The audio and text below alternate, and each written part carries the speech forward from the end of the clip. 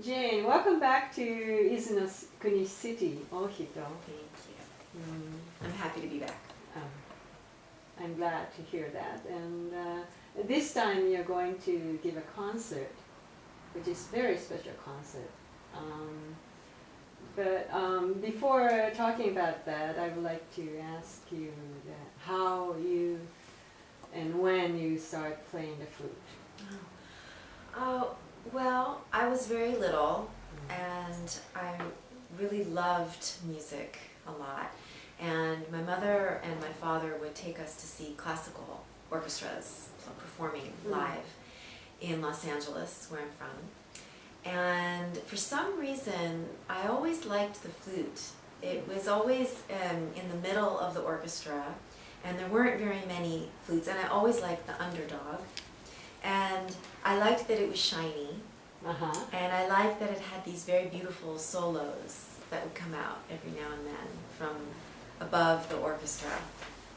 And then I also, when I was very little, we'd watch a show, a special show for children. And on this show there was one person who played a magic flute. And so I was very intrigued by the magic flute. So it wasn't until I was about 11 when I was sort of given permission to finally learn how to play the flute. And at that time I was so eager to learn it that when I got the flute and the book, I wanted to play the whole thing. I was so excited.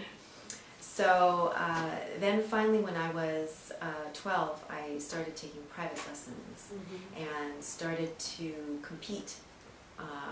By the time I was 12 or 13, I was in competitions. That's amazing. So, yeah. And I understand the flute is not like piano, which you can start earlier, like 3 years old or 4 years old. So you have to wait until. I had to wait.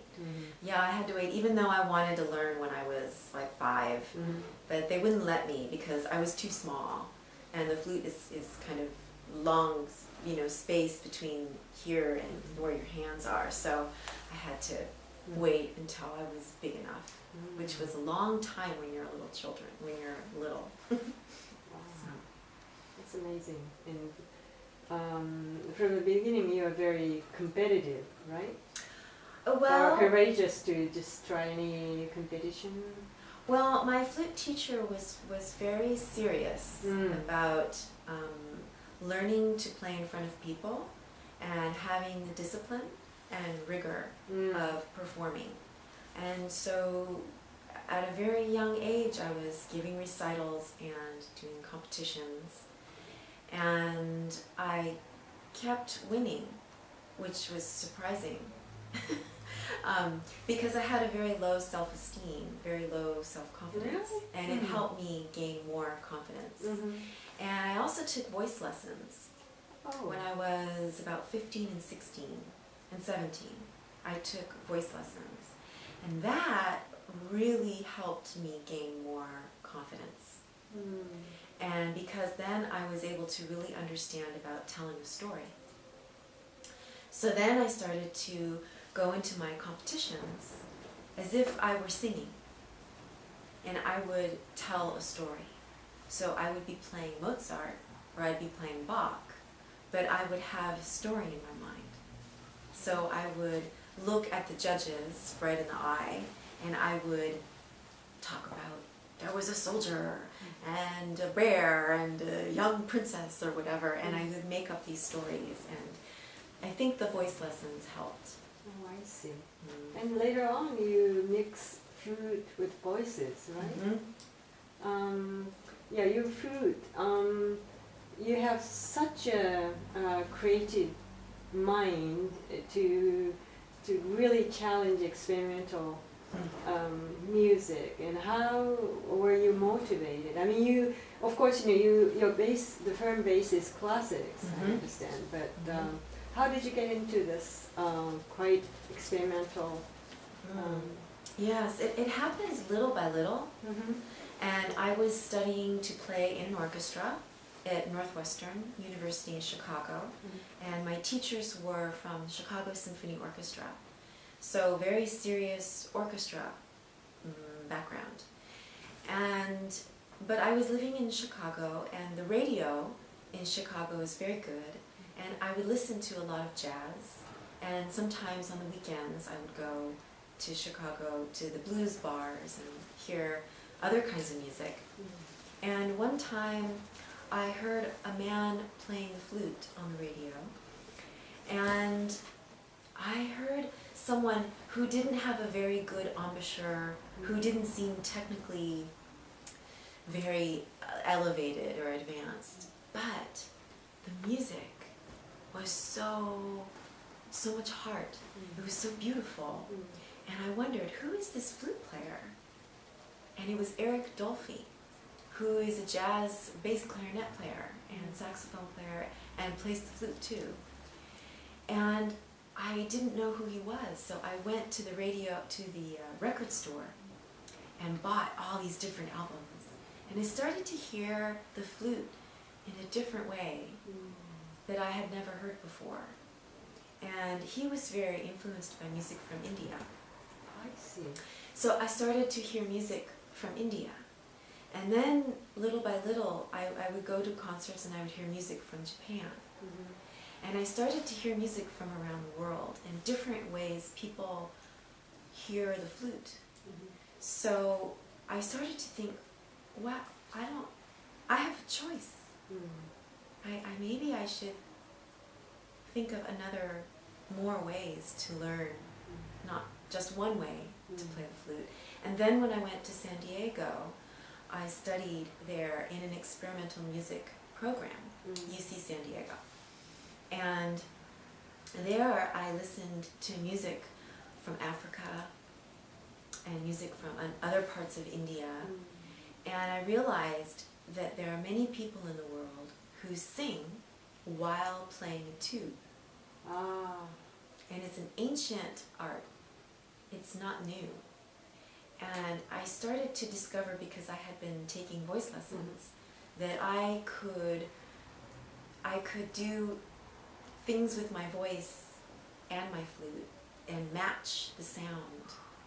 And I could sing inaggressively, I could yodel, I had a very high range of my voice, which matched the flute sound. So I started to compose pieces with my voice and my flute. And then I started to play music from other composers like Toru Takemitsu and Vinko Globokar and George Crumb. So these are contemporary 20th century composers who were also influenced by music from all over the world and challenged the performer to think more, not just read what's on the notes, but to provide their own voice, their own stories, and challenge the physical limits of a performer. And also to introduce a kind of a ritual even though my past is very very disciplined, some of the music, like with Vinko Globokar, there's a lot of sort of ritual involved, ancient, sort of influenced by ancient ritual. And I became very intrigued by all of this. And so somehow, little by little, I created my own vocabulary. I see.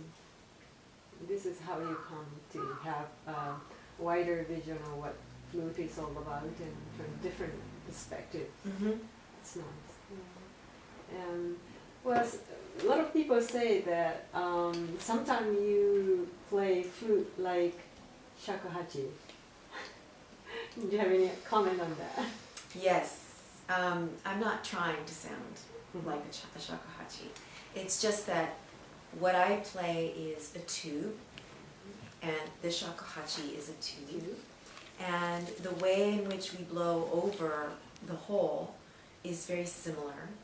And the shakuhachi, the tradition of the instrument, utilizes sounds from the earth. And it's not just about making one kind of sound, but about many kinds of sound. And it's about the relationship between the wind and nature and the human spirit. And I think even though I play a silver tube, it's not bamboo, and even though it's a tube that has keys, it has the same structure, physical structure. And when I overblow or when I play with the air, it can sound similar to some of the ancient techniques that have been used by many people from all over the world. So somehow there's a similarity between how I view my instrument and how the shakuhachi has also been viewed in the past. There's a similarity in the way the way music is shaped through air and the vibration of it. Yes. Yes. That's why I always think of you as not as a flutist, but what I call airist. That's right, you've said that. I love that. Yeah. Because, every tubes, you just throw your air into it and make the sound, whether it's a shakuhachi or flute or anything. And you have this such a what I call intercultural elements blowing into flute, and I'm very much looking forward to hearing your concert pretty soon.